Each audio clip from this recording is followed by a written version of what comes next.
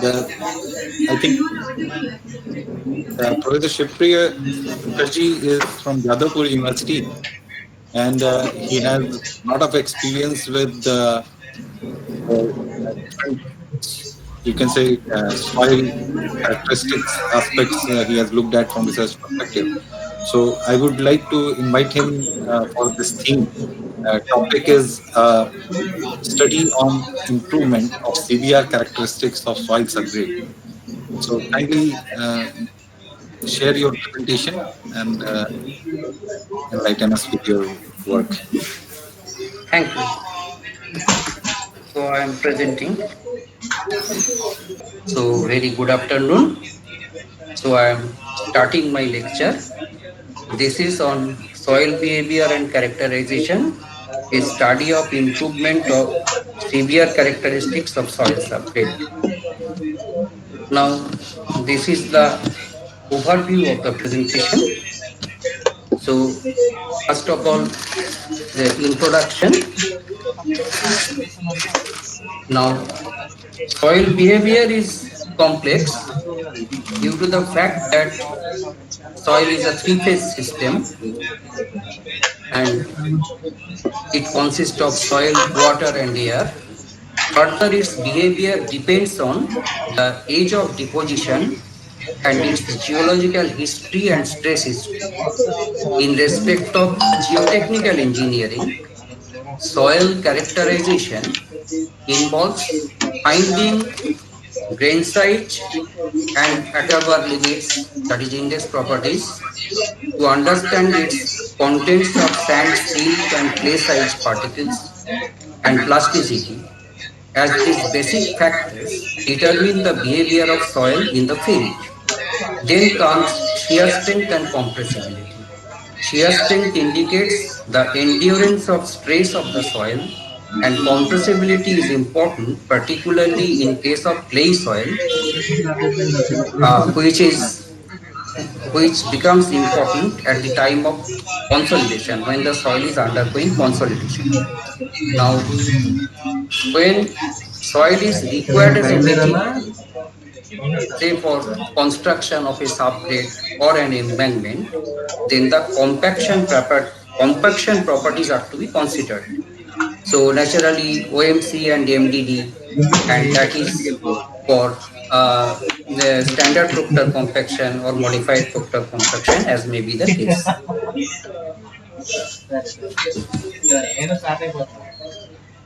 So now therefore it is understood that prediction of ground characterization need estimation of relevant soil properties done by both in situ and laboratory tests and establishment of correlation between field and laboratory tests. And it is also necessary for a qualitative checking of soil characteristics by the correlation between the two, such as we do it, say, with n value, the cohesion and angle of internal friction. Sometimes we check by Tarzagi's uh, correlation. Then it may be required to build defined types of structures, say for hydel power plant or other projects. There are different structures with different depth of foundations and different shapes. So all these things are to be addressed properly, of course, including the seismic effect, considering the seismic effect, as has been indicated in this conference today by Professor Sitaram and also by Professor Dipankar Chaudhary. Now,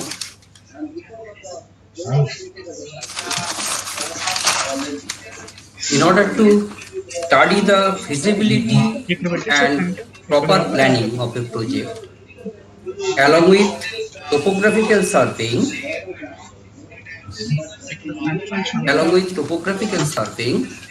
geotechnical site characterization is necessary. This involves geotechnical investigation supported by observations and collection of groundwater data with geo-environmental and hydrogeological and hydraulic data depending on the type of the proposed project. Say for bridge we have to collect hydraulic data, and say for a landfill we have to collect geo-environmental data like this. So this may lead to establish appropriate constitutive model with optimized engineering design, which will result in successful completion of the project. So here a flowchart has been given, it can be seen, so I am not reading it. Now, as I have told that we have to correlate between the field test and laboratory test. There are several field tests here. I am not reading. There are non-destructive tests, invasive tests, and also combination of the two. Now, ultimate aim is to carry out limit analysis and serviceability analysis so that the ground can endure the stress properly, and also the within the serviceable limit it should be the deformation should be there so that settlement does not permissible the allowable limit. So for this limit analysis, we need soil strength in the form of shear parameters, bulk unit weight and groundwater conditions, and of course for deformation analysis, we need these factors like Young's modulus, Poisson's ratio, shear modulus and bulk modulus. Now, focusing on this, I should come on the particular study I am going to present here. That is actually a research work carried out by two or three of my students. Dr. Shoibal Chakraborty, who has obtained his PhD, Dr. Roshimanto Sengupta, he has also obtained his PhD, and Paulomi Ghosh, he is doing PhD. Although his work is a little different, but he has helped in this work also in many ways. Now, actually, for a long time, we have been working on improvement of subdead soil by different methods. I will focus here focus on two methods. One is improvement by addition of lime, rice as cash, lime and rice as cash in different proportions to the original soil. And another is overlaying of compacted fly ash with geotextile at interface. Now finally what has been done here, that a bituminous pavement with granular base and subbase layers have been designed using IRC 37 guidelines and IIT PEP software to supplement the findings of the CBR values from those two improvement methods. So this is the first study, that is lime and rice as cash. Now materials used here are soil, lime and rice as cash.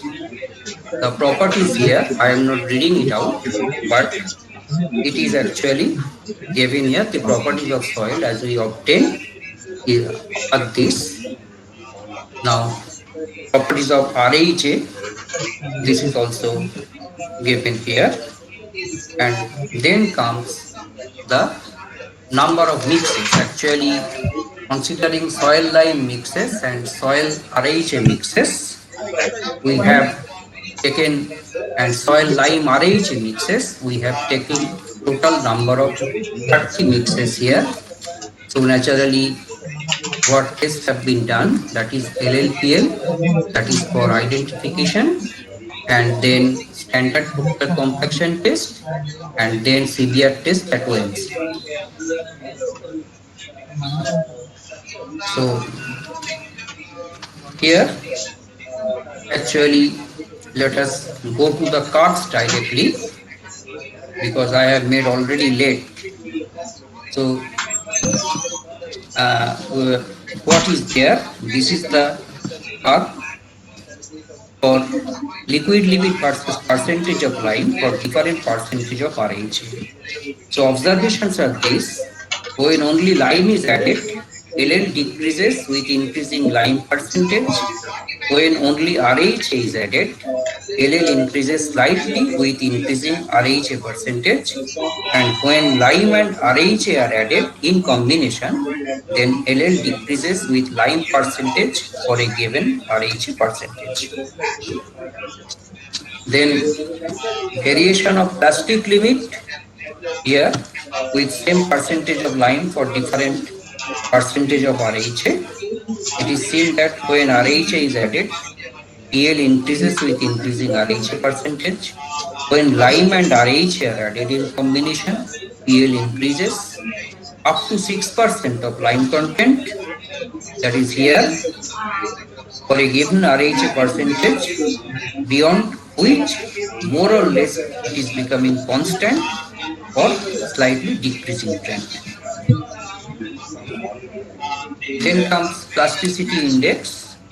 When lime and RHA are added in combination, plasticity index decreases with increasing lime percentage for a given RHA percentage. Then comes maximum dry density with lime content for different RHA content.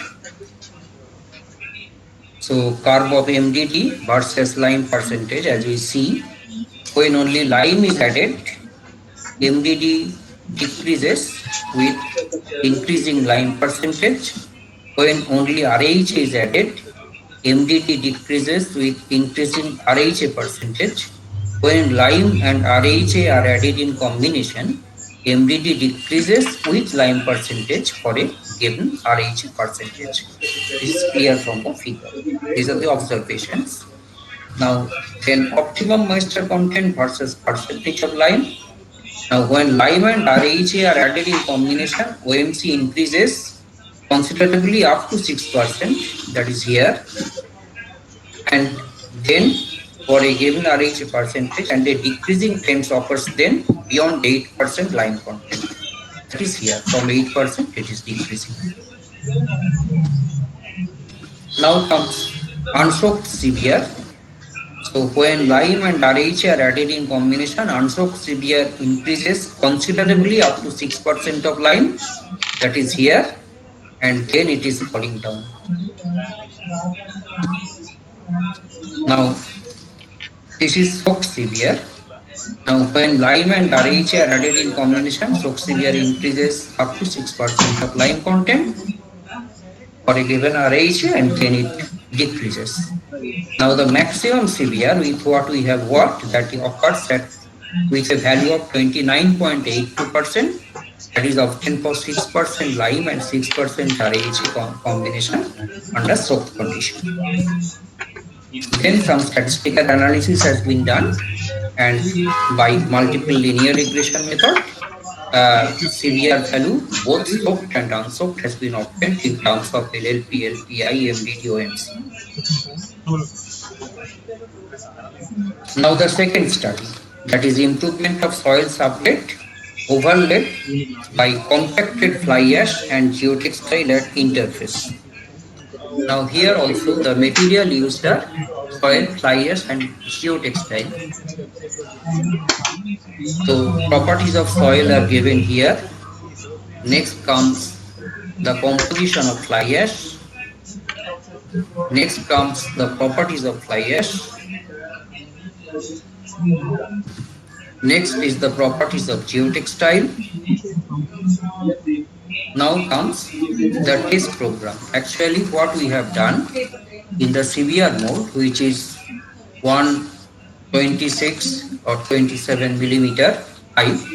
So now we have taken 50% height, bottom 50% height for clay, and top 50% height for fly ash, and at the interface we have provided geotextile layer.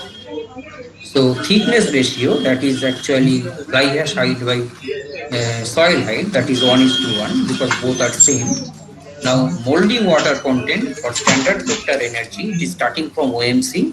So it is going 16, 22, 28, 34, 40. And for modified Proctor energy, it is going to 12, 18, 22, 30, 36.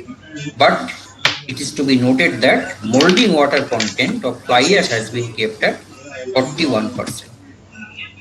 Now comes the CBR values. So for the standard Proctor energy, as the molding water content increases, the CBR value decreases with 0.24 at 34%. And here, for modified Proctor, it is also decreasing in this way from 3.87 at OMC 12% to 22.22, right?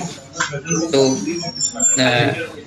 now here the what happens, what actually we see that for this this is actually for clay and fly ash. These are the results. But for 1 is to 1 height in the CBR mold with fly ash soil composite matrix, here we see that when it is going to 16% to 34%, the value falls from 14.09 to 6.2. And when the molding water content falls from rises from 12% to 36%, in case of modified Proctor energy, of the same matrix with the same thickness ratio, then it falls from 25.9 to 2.84. So another thing is that although it is not presented here in the first study, when we are going to OMC, then PBR is falling, but we have later we have introduced one improvement factor. That improvement factor is becoming less, but here this improvement factor, it has increased with molding water content. So this is the summary of the findings, but I have already shown you, so I need not repeat it. That it is decreasing from 14.09 to 6.2 for standard Proctor, and 25.9 to 2.84% for modified Proctor for the same thickness ratio, with increase of molding water content from 16 to 34% for standard Proctor and 12 to 36% for modified Proctor.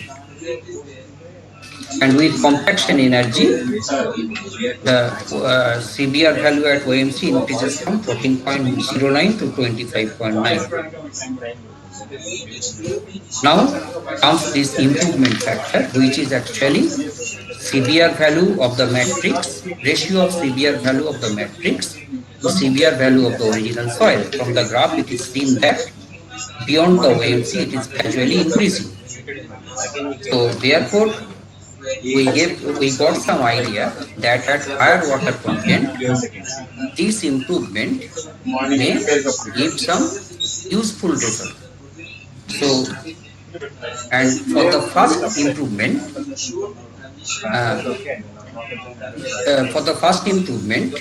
improvement near about OMC, that may give a good result. So this is actually comparison between the study, what I have told you. It is given here in terms of improvement factor. We can see that a maximum improvement in CBR value is 6.65. It occurs with soil with 6% lime and 9% RH at OMC. This is for unsoaked. For soaked condition, improvement factor is 8.52, which occurs for 6% lime and 6% RH content. And in the second study, maximum value of improvement factor for under soaked condition is found to be 25.83, which occurs for highest molding water content of 34%, but at a molding water content of 16% near OMC, improvement factor is not so high, it is 4.7.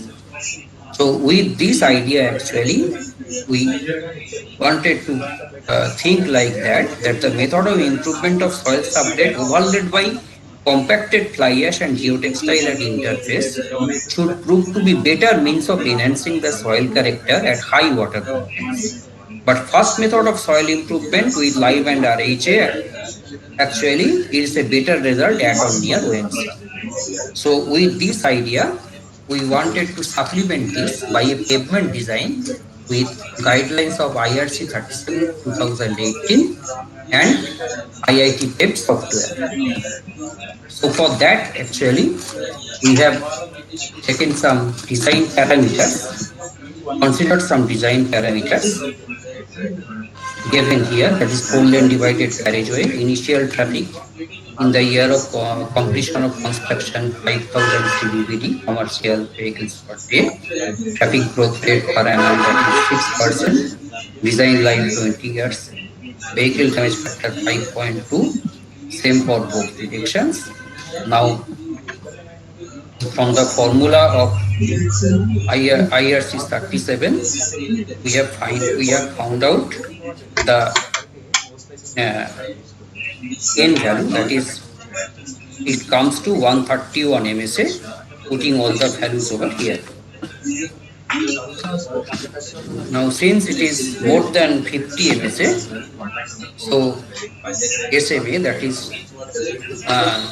stone matrix asphalt, and GGRB, gravitated rubberized bitumen or GC, bituminous concrete, is modified between surface course and DBM binder base layer with VG40 has been considered as per IRC 37 guidelines. A trial section with 190 millimeter of total bituminous layer having 40 millimeter thick layer, the surface layer, and 70 millimeter thick dense bituminous macadam 2 and 80 millimeter thick bottom rich dense bituminous macadam 1. So this 80 plus 70, that is 150 plus 40, so it is 190 millimeter. This is followed by 480 millimeter total granular layer, 250 millimeter thick WMM, 230 millimeter thick GST has been considered. Now, considering 90% reliability, we have found that, of course, from the formula given in IRC 37, that allowable vertical compressive strain on subgrade is 0.30301 and horizontal horizontal strain at the bottom of bituminous layer it is 0.30150.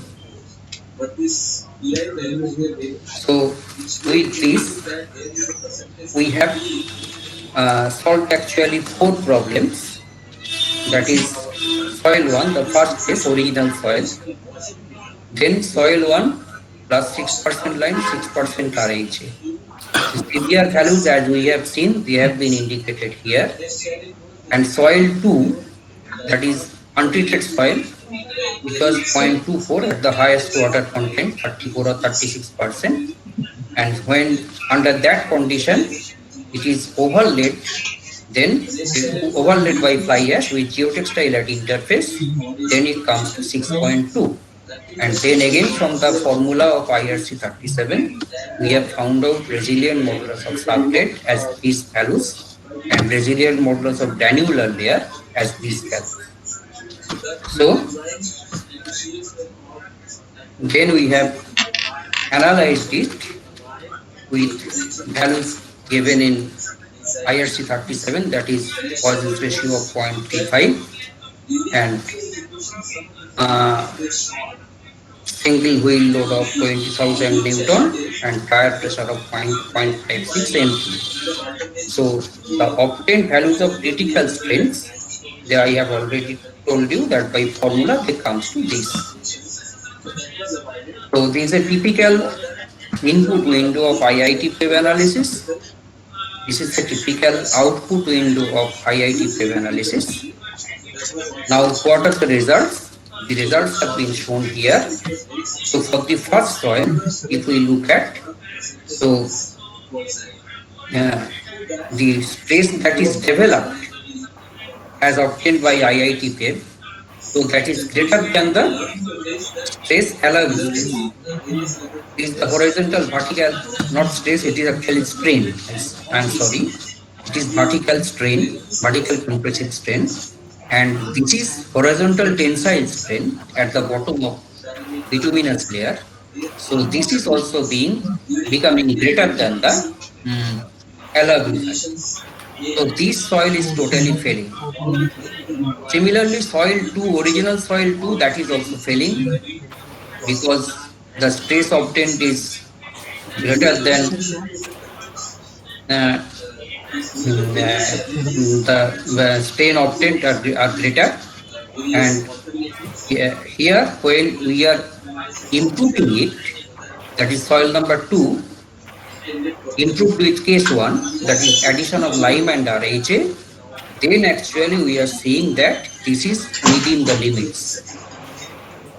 Similarly, when it is actually the when soil 2 is improved, that is case number 4, then also we are seeing that it is within the limits only, except the last one, it is 150 and it is slightly increasing.